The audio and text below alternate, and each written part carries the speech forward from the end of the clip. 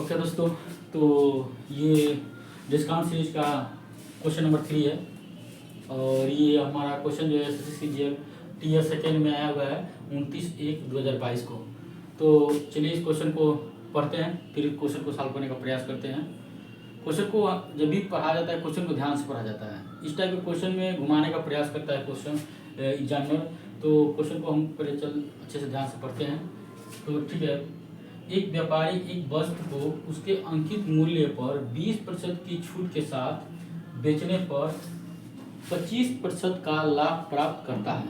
ठीक है, यदि वस्तु के क्रय मूल्य में 30%, ये 30 है, 30% की छूट, 30% की वृद्धि होती है, तो 15% लाभ प्राप्त करने के लिए उसे उसी अंकित मूल्य पर कितनी छूट को हमको परसेंटेज निकालना है, छूट परसेंट देनी चाहिए। ठीक है, चलिए क्वेश्चन को अप्रोच बनाते हैं। पहले आप लोग क्वेश्चन को देखिए, वीडियो को रोक करके क्वेश्चन को सॉल्व करने का प्रयास करिए। जब नहीं हो पाए फिर क्वेश्चन को सॉल्यूशन बना देखिए। ये सबसे बेस्ट वे होता है तैयारी करने का और जो है कि क्वेश्चन अप्रोच बनाने का। ठीक है, मैं सॉल्व करता हूँ इस क्वेश्चन को, आप भी ध्यान दीजिए। जैसे क्या करें, एक व्यापारी है, एक वस्तु को उसके अंकित मूल्य मतलब मेरा मार्क प्राइस, ये मेरा मार्क प्राइस है। मार्क प्राइस अंकित मूल्य पर 20% की छूट, ये क्या है 20% क्या है मेरा डिस्काउंट हो गया, छूट के साथ बेचने पर 25% का लाभ प्राप्त करता है। ये मेरा क्या होगा 25% का क्या होगा मेरा लाभ प्राप्त करता है। ये पहला केस है। पहला केस ये है कि अंकित मूल्य है, 20% की छूट दे रहा है, 25% का लाभ प्राप्त कर रहा है।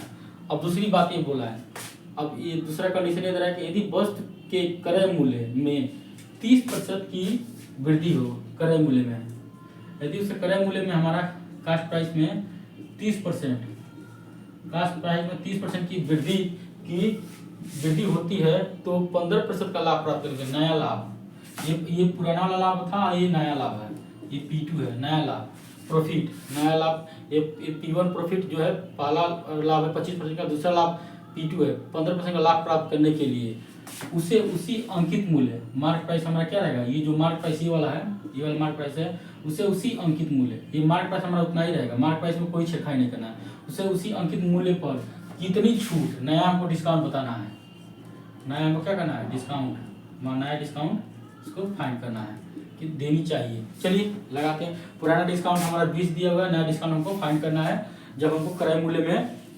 30% की वृद्धि करना है। प्रॉफिट जो है कि हमारा नया जो है 15% रहेगा।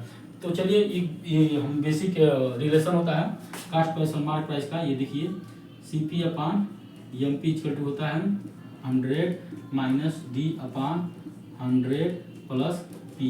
ये सिंपल सा रिलेशन होता है, जहाँ पर D होता है डिस्काउंट परसेंटेज होता है, P जो है प्रॉफिट परसेंटेज होता है। ठीक है, CP मेरा कास्ट प्राइस होता है, MP मेरा मार्क प्राइस होता है। चलिए तोड़ते हैं इस क्वेश्चन को, पहला केस उठाते हैं। पहला केस उठाइए और इसको तोड़िए।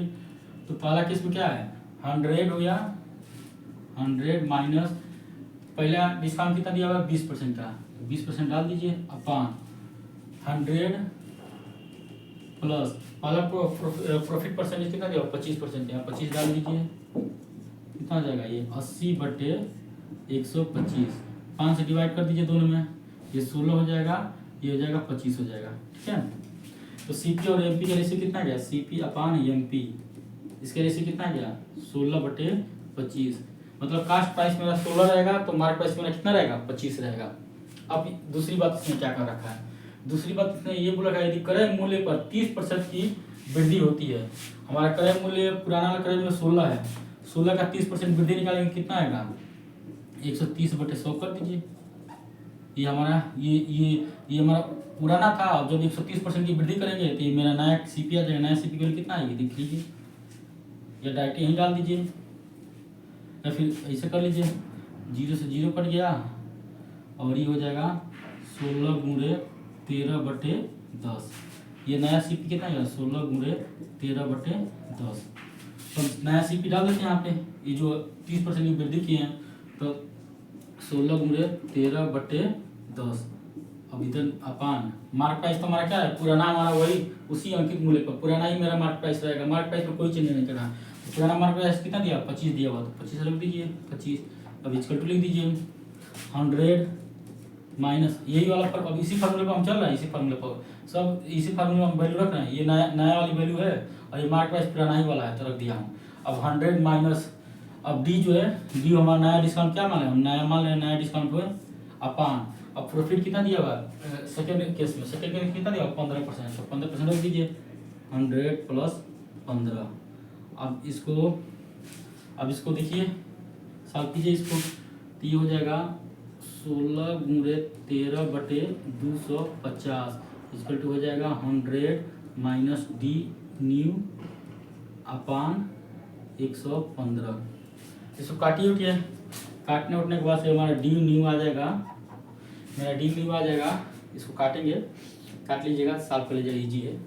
मेरा डी न्यू आ जाएगा 4.32% आ जाएगा डी न्यू। इतना ही आना चाहिए, काट के देख लीजिए, या फिर हाँ काटेंगे तो 4.32 आएगा, 4.32 डी न्यू आएगा। ये वाला देख लेते हैं, ऑप्शन देखा क्या सही है कि नहीं है। हाँ 4.32 आएगा।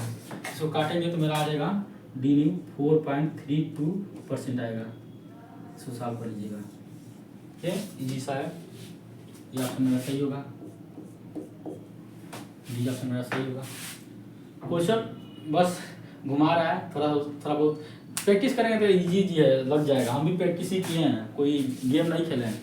शुरू में मैं भी जब इसका सॉल्व करता था इस टाइप क्वेश्चन में ना, तो घबरा जाता था। क्वेश्चन होता है लेकिन मतलब थोड़ा लगता था टांग, लेकिन अब तो मेरे को इजी लगता है, क्वेश्चन हो जाता है, इतना टफ नहीं है। ठीक है, ट्राई करते रहिए, प्रैक्टिस करते रहिए, होगा।